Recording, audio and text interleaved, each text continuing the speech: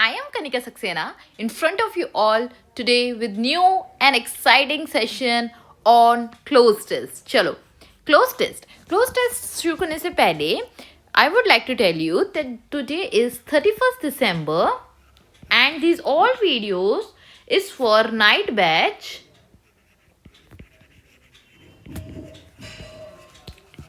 2025.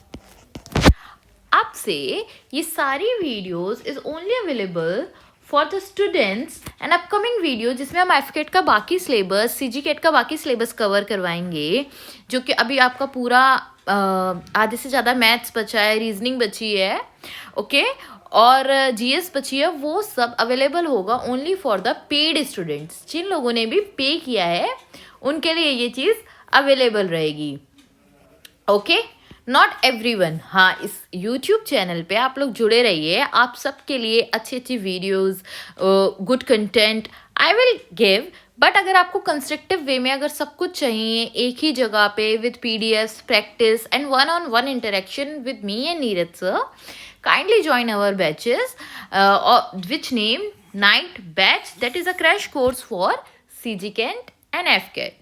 चलो अब ये तो बातें हो गई हमारी कोर्स की और हमारी चीज़ों की। अब शुरू करते हैं, ठीक है। Cloze test shall we?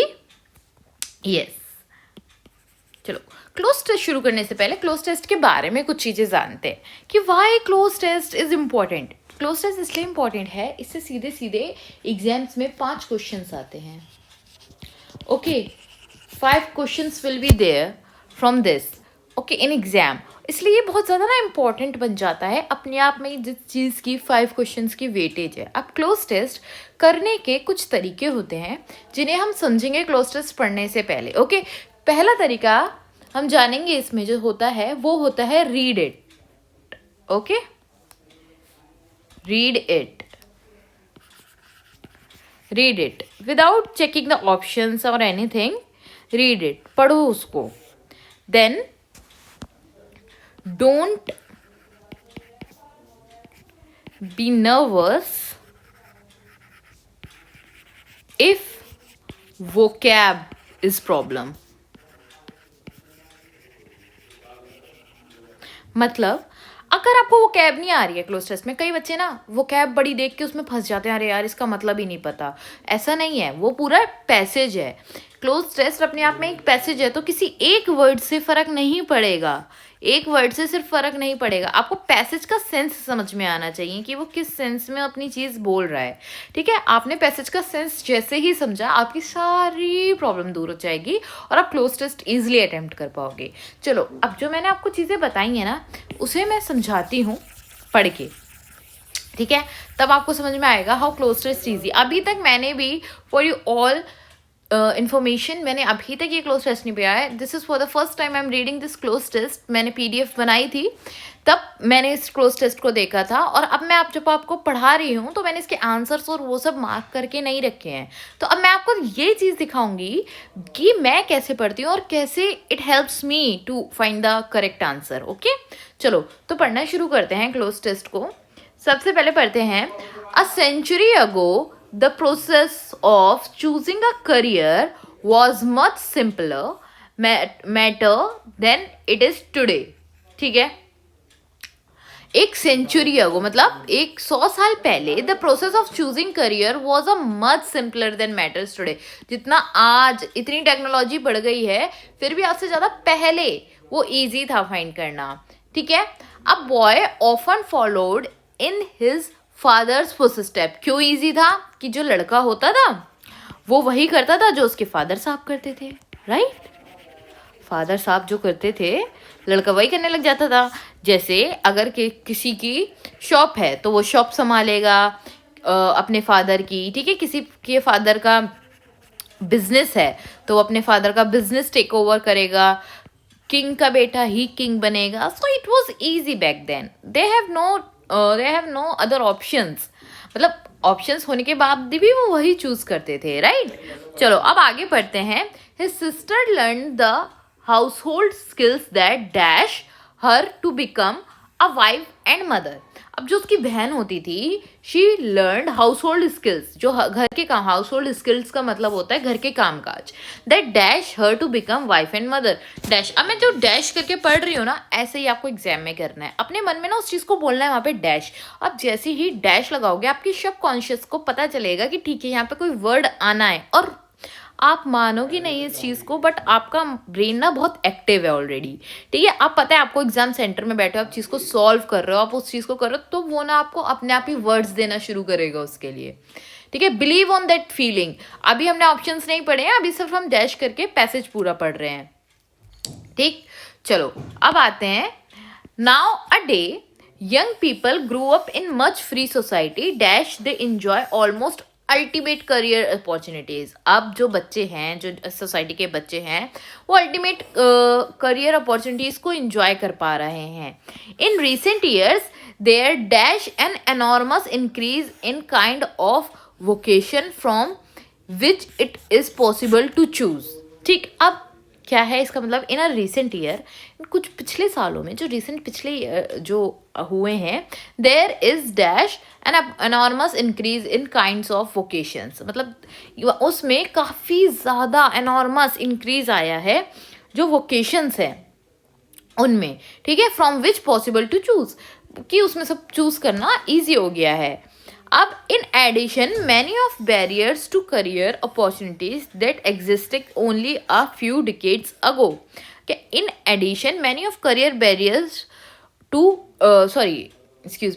in addition many of the barriers to career opportunities that existed only a few decades ago, such as dash based on sex, religion or ethnic origins are dash disappearing. मतलब ये कुछ ऐसा कहना चाह रहा है इस sense में कि उसके साथ साथ भले ही बहुत अपॉर्चुनिटीज़ बढ़ी हैं, पर साथ साथ जो बैरियर्स थे ना, ऑथर कहना चाह रहा है यहाँ पे, जो बैरियर्स हैं करियर्स के, वो कम हो गए हैं। और वो बैरियर्स का नाम उसने ये दिया है, सेक्स, रिलीजन और एथनिक ओरिजन्स। ओके, चलो तब अब इसको ना सॉल्व करने से पहले मैं आप यहाँ पे 2 वर्ड्स लिखती हूँ जिसमें कई बच्चों को प्रॉब्लम आई होगी, जो मुझे लगता है। पहला इज वोकेशन। ठीक है, वोकेशन, कई बच्चों को प्रॉब्लम आई होगी इस वर्ड में, राइट। और एक है एनॉर्मस। अब देखना, इन वर्ड्स को बिना ही मतलब जाने हम पहले से सॉल्व करेंगे, बाद में मैं इन वर्ड्स का आपको मतलब बताऊंगी, तब आपको पता चलेगा कि वो कैब देख के क्लोज टेस्ट में नहीं डरना है। अब ऑप्शन पढ़ लो, had prepared, may prepare, was prepared, would prepare. ठीक है, अब पढ़ते हैं। क्या है पहला, a century ago the process of choosing a career was much simpler than matter than it is today. पहले बहुत ईजी होता था करियर चुनना आज के मुकाबले। A boy often followed in his father footstep, अपने पापा के ही पद चिन्हों पे बच्चा चलता था। His sister learn household work skills that dash her to become wife and mother.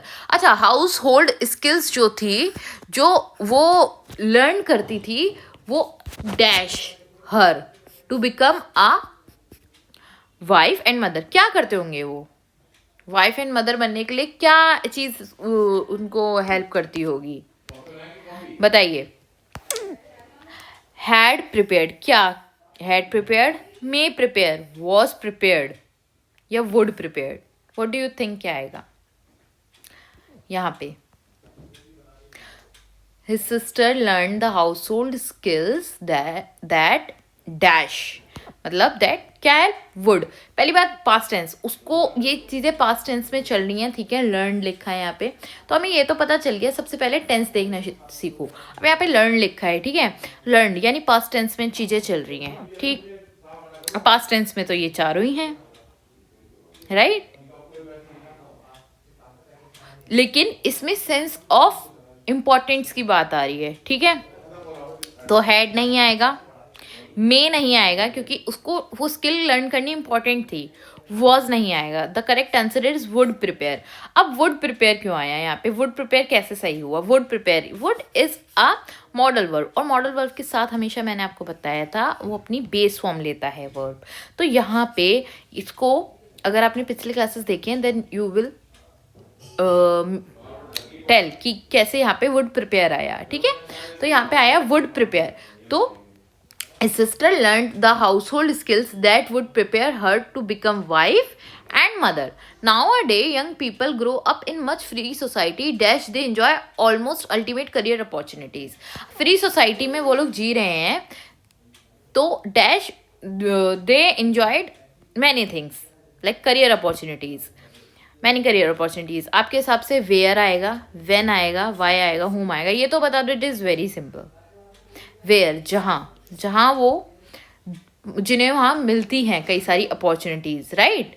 चलो अब next is in recent years there dash an enormous increase in the kind of vocations from which it's possible to choose. अब ऊपर से जो paragraph सुनता आ रहा है, correct करता आ रहा है, उसे यहाँ पे समझ में आ गया कि अपॉर्चुनिटी से रिलेटेड कुछ बात चल रही है, ठीक है। उसमें से ही कोई एक चीज़ होगी जो करेक्ट होगी। अब इसके ना ऑप्शन पढ़ते हैं। In recent years there is dash an enormous increase, किस चीज़ का एनॉर्मस इंक्रीज है। पहले तो ये देखेंगे देयर हैड बीन या देयर हैज़ बीन या विल बी या वुड हैव बीन। अब यहाँ पे जब ऐसा है ना, जब टेंस पूछा जाए, वहाँ पहले पैसेज का टेंस देखेंगे कि पैसेज में टेंस क्या कहना चाह रहा है, ठीक है। जैसे इन रिसेंट ईयर, रिसेंट की बात चल रही है, इन रिसेंट ईयर्स, अभी, ठीक है। There dash an enormous increase in kind of occasion, तो there has been enormous, there will be enormous, there would have been enormous, there had been. बताओ। चलो will be or would have been तो आप लोग खुद ही eliminate कर दोगे, right. चलो अब इसमें से ये बता दो कि हैज़ बीन आएगा या फिर हैड बीन आएगा। Tell me. I am giving you time, यहाँ पे रख के देखो ऑप्शन नंबर 3 में क्या आना चाहिए। What do you think is right here. On this question I would like to give you the time, तभी आपको समझ में आएगा how to choose the things and what to do while choosing the tense. हमें समझना है। अभी मैंने आपको हिंट दे दिया है इन रिसेंट ईयर्स का। चलो बताओ।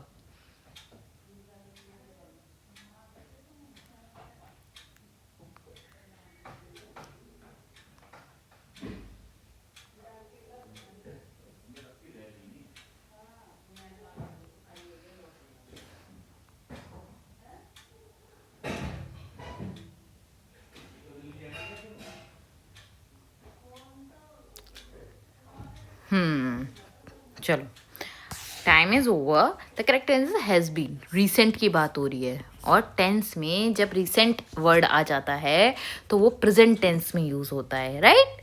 चलो अब मैंने इस पे काफ़ी टाइम आपको दिया सोचने के लिए, बिकॉज यही कोई एक टेंस से देगा, वो कोई एक मॉडल वर्ब से क्वेश्चन देगा। तभी मैंने आपको समझाया था ना कि जब हम क्लोज टेस्ट करेंगे और जिसने ये चीज़ें पढ़ ली, एडवर्ब, एडजेक्टिव्स, जो भी चीज़ें बेसिक्स मैंने करवाए हैं, वो ऐसे कर देगा चीज़ों को, ठीक है। चलो अब नेक्स्ट हम समझते हैं। In addition, many of the barriers to career opportunities that exist only a few decades ago, such as dash based on sex, religions, ethnic origin। अच्छा अब देखो, जो ये है बेस्ड ऑन सेक्स, रिलीजन और एथनिक ओरिजिन्स, ये क्या है? ऑप्शन जजमेंट है, ये किसी तरीके के प्रेसिपेशंस हैं, ये किसी तरीके की गुडविल है, ये डिस्क्रिमिनेशन है ना। ये दोनों ऑप्शन तो देखते ही खत्म कर दो, ठीक है। हाँ, कुछ बच्चे कंफ्यूज हो सकते हैं जजमेंट या डिस्क्रिमिनेशन। यहाँ पे डिस्क्रिमिनेशन सही वर्ड है। डिस्क्रिमिनेशन बेसिकली यूज ही तभी होता है जब हम किसी को डिस्क्रिमिनेट करते हैं on the basis of their religion, on the basis of their sex, whether that person is girl और अ बॉय, और on the basis any other thing, okay. तो यहाँ पे डिस्क्रिमिनेशन आएगा। ओरिजिन्स आर डैश डिसअपियरिंग, वो जा रही हैं। कैसे जा रही हैं? रैपिडली, इंक्रीज, इंस्टेंटली, कैटेगरीली या विजिलेंटली। अब देखो इसको समझने का तरीका देखो। इंस्टेंटली तो वो जान ही रही हैं, रिसेंट ईयर्स की बात हुई है, ईयर्स आया है तो वो एकदम से तो चली नहीं जाएंगी, ठीक है। कैटेगरी, सिर्फ कैटेगरीज की बात नहीं है यहाँ पे कि सिर्फ एक कैटेगरी की बात कर दी गई हो। नहीं, यहाँ पे कई चीज़ों की एक साथ बात करी गई है तो कैटेगरी भी ऑप्शन चला गया। विजिलेंटली, विजिलेंटली डिसअपियरिंग हो रही है, नहीं यार, विजिलेंट तो अपने आप में एक अलग सेंस देता है। रैपिडली, रैपिडली, ठीक है, rapidly, rapidly is the correct answer है। अब मैंने आपको पूरा पैसेज कराया और पूरा पैसेज समझाने के बाद मैं आपको एक चीज़ और बोलती हूँ, ठीक है। अब आपको वोकेशन का मतलब नहीं पता था, इनॉर्मस का मतलब नहीं पता था, नो प्रॉब्लम, फिर भी हमने पैसेज कर लिया। कैसे कर लिया, कैसे हमारे लिए ये करना ईजी हो गया, बिकॉज मैंने आपको शुरू में ही बताया था, read it and trying to make find the tense. After finding the tense of passage आपके लिए चीज़ें करना बहुत ईजी हो जाएंगी। एंड एक वर्ड से पैसेज नहीं बनता, बहुत सारे वर्ड्स क्लब करके पैसेज बनता है। सो इनॉर्मस का मतलब होता है ह्यूज, और वोकेशन का मतलब होता है कुछ भी ऐसा चीज़, प्रोफेशन कह लो या वे ऑफ लाइफ कह लो, जो सुटेबल लगती हो आपको फॉर यू। पूरे पैसेज में वो यही तो कह रहा था इतनी देर से कि जो भी चीज़ सुटेबल लगे उसके ऑप्शंस बढ़ गए हैं लाइफ में, राइट। चलो अब आगे बढ़ते हैं और एक और पैसेज करते हैं। अब ये पैसेज छोटा सा है, but why I take this passage for you all, the reason behind it, इसको ना पढ़ के देखो बस एक बार। मैं आपको 1 मिनट देती हूँ, इसको रीड आउट करो, ठीक है। फिर मैं आपको बताऊंगी हाउ इम्पॉर्टेंट इट इज़। और ऐसे पैसेज जो आते हैं तो कितने बच्चों को कितना ज़्यादा दिमाग खराब हो जाता है ना। चलो पढ़ो इसको।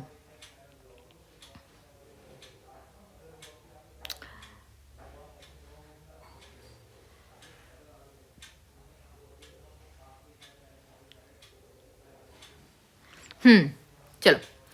As well as I could make out, she had come to good and had no intention of ever going again. Okay. She began dash help my mother dash morning and was dash and out of dash store dash all dash putting things to right making havoc in a old arrangement. अब ना कई बच्चों को ना लगा होगा ये क्या है, डैश की डैश, डैश की डैश है, इसमें भरना क्या है, करे कैसे इस चीज़ को। हाँ, इसीलिए मैंने ये पैसेज डाला है। ऐसे पैसेजेस आ जाते हैं, पता है। और जो वैसे पैसेज आते हैं ना, बहुत दिमाग खराब होता है, जिनका ना पता है कहाँ से आ गए हैं, ना कोई स्टोरी समझ में आ रही है कहना क्या चाह रहा है ऑथर, ना कुछ समझ में वो ना जब एग्जामिनर को देना होता है ना कुछ हार्ड, तो वो क्लोज टेस्ट हार्ड देता है, वो ऐसे क्लोज टेस्ट। और जब भी ऐसे क्लोज टेस्ट आए, वहाँ पे ना वो जो फीलिंग है आपकी कि मेरे को वो चीज़ समझ में आए, वो छोड़नी होती है। हाँ राइट, क्या छोड़नी होती है कि स्टोरी समझ में आए, ये नहीं कि टेंस समझ में ना आए। स्टोरी की जो फीलिंग है ना, कि जो स्टोरी है आपको वो समझ में आ ही जाए, उसकी फीलिंग ना छोड़नी होती है। और अब आप देखो, ये फीलिंग छोड़ दो, आपको स्टोरी समझनी है और उसके साथ मेरे साथ सॉल्व करना शुरू करो, ठीक है। चलो। As well as I could made out, ठीक है, she had come for good and had no intention of ever going again, ठीक है। वो आई और उसकी कोई इंटेंशन नहीं थी कि वो वापस जाएगी। She began dash help my mother, she began what to so of in, क्या लगता है, शी बिगेन टू, उसने बिगेन कर दिया, ठीक है, fix prepositions. She began to help my mother dash my mother dash morning and, चलो बताओ यहाँ पे क्या आएगा, dash morning, tomorrow morning, next morning, later morning, soon morning. देखो सून मॉर्निंग नहीं हो सकता, लेटर मॉर्निंग क्या होता है, कुछ नहीं होता। टुमारो मॉर्निंग और नेक्स्ट मॉर्निंग में कई लोग कंफ्यूज होंगे, लेकिन वो लोग कंफ्यूज नहीं होंगे जिन लोगों ने पढ़ रखा है, जिनको मैंने पढ़ा रखा है कि जब भी हम टुमारो टुडे वर्ड्स यूज़ करते हैं वो सेंटेंस के लास्ट में आते हैं। पर यहाँ पे सेंटेंस का अगर लास्ट देखा जाए तो यहाँ पे in this sentence morning and was उसके आगे कंटिन्यू हो रहा है, तो टुमारो भी नहीं आएगा, नेक्स्ट आएगा, ठीक है। बस ऐसे ही जो चीज़ें पढ़ाई थी ना, अब आप जब इस्तेमाल करोगे आपको लगेगा अरे यार हाँ आई कैन रिलेट, अब मैं एग्जाम में आई कैन स्ले, राइट। चलो अब नेक्स्ट समझते हैं। नेक्स्ट है हमारा and was dash and out, and was dash and out, excuse me, and was dash and out meaning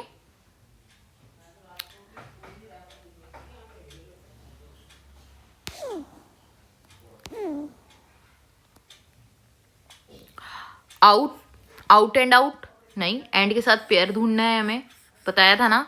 out and out नहीं, ऑफ एंड आउट नहीं, of and out नहीं, in and out, in and out, सुना है ना? And was in and out of dash store, of the dash store. एक किसी particular thing की बात हो रही है, पर्टिकुलर स्टोर की बात हो रही है, ठीक है? तो यहाँ पे आ गया हमारा the closets all dash putting all, क्या? All days, all day, all putting. अब बताया था ना ऑल के साथ सिंगुलर फॉर्म यूज होती है, तो all day putting things to right and making havoc in older arrangement. अब आपको समझ में आया कि यहाँ पे ना हमें ग्रामर का भी इस्तेमाल करना पड़ेगा, यहाँ पे हमें अपने सेंसेस को खुला रख के एकदम पढ़ना पड़ेगा सेंटेंस को, so that we can relate कि वो कैसे होगा। और हमें जब भी हम ऐसा पैराग्राफ देखें ना, सबसे पहले अपने माइंड में एक चीज़ लानी पड़ेगी कि हमें स्टोरी नहीं समझनी है। स्टोरी समझने पे हम गए ना कि हमारा माइंड ने हमें सिग्नल भेजा जो आपने पढ़ा है उसको स्टोरी की तरह समझो, वहीं सब कुछ बेकार हो जाएगा। आपको स्टोरी नहीं समझनी है, आपको बस उस चीज़ को करना शुरू करना है on the basis of your knowledge, prior knowledge. यहाँ पे आपने फिक्स प्रोपोजिशन का यूज़ किया, यहाँ पे आपने देखा कि टुमारो लास्ट में आएगा जो मैंने आपको पढ़ा रखा है ऑलरेडी, ठीक है? यहाँ पे आपने एंड के साथ पेयर ढूंढना इन एंड आउट का, ठीक है? यहाँ पे आपने द देखा क्योंकि एक स्टोर की बात हो रही थी, ऑल की वजह से यहाँ पे डे आया। देखो यार, आपने जितना भी कुछ पढ़ा है ना वो सब इसमें यूज़ हुआ है। एंड तभी मैं बार बार आपको बोल रही थी कि जब मैं आपको प्रैक्टिस करवाऊंगी ना, यू विल सी कितना मज़ा आता है प्रैक्टिस करने में अगर हमें बेसिक्स पता होते हैं। और जिन लोगों ने नहीं देखी वो पुरानी वीडियो जाके देखो, तब आपको समझ में आएगा।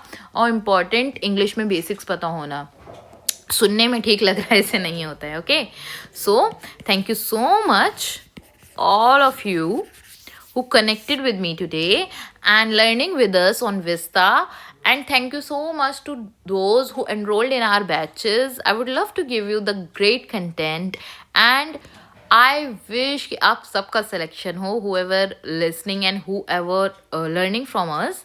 Thank you so much. Jai Hind.